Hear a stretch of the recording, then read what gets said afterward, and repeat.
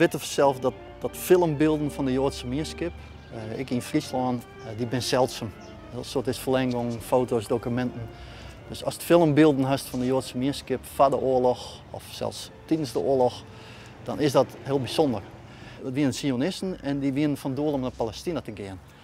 En dat waren jonge mensen met een ideaal, dat waren een levende meerskip, dat is juist ik op een film. En ja, dat is zo'n belangrijk beeld, dat we dat bewegend hebben van die meerskip, van mensen ideaal. Een groot pad van die groep had zijn ideaal verwezenlijken, die ben voor de oorlog nog naar Palestina emigreerd. En de laatste groep kwam hier van 39 al vast te zitten. Ik was net meer naar Palestina, alleen nog als smokkelen was. En die hebben hier rond 41 zitten toen ze gearresteerd binnen door de Duitsers, november 41.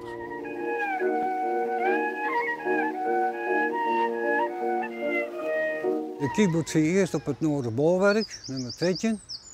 En dat huurden ze dus, dat werd wel iets. En toen kwam dit dus leeg, omdat sporen ophouden. Herkent u het gebouw? Ja, dat herkent wel, ja. Deze hoeken, heel duidelijk. De door.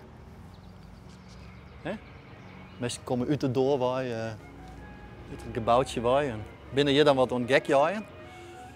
En dat speelt er meer al jaren. Het filmpje is maken, of binnen meerdere filmpjes. Ze zijn maken in de periode 37-39. En ze zijn sketten terug Jacob Bramson. Die weer tweede geneesheer van het psychiatrisch ziekenhuis in Friendship. En die weer belutsen bij de oprichting van deze kibbutz. In die tijd is het zelfs al uniek. Er zijn maar 20 jonge mensen in dit gebouwtje. Hè. Vooral die slippen boppen op een sleepzeel. De malen hier onder in de wachtkamer. Een meerskip van 20 jonge mensen. En dan mag je dat bedenken in Friendship. Hè. Vrij conservatieve stad, soort NSB'ers. Ja, die tjenstelling, die is groot.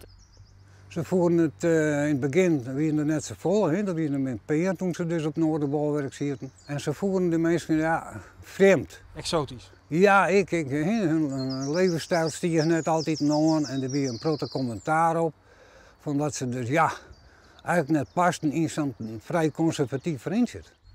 Er zijn verschillende leefdes opgegroeid.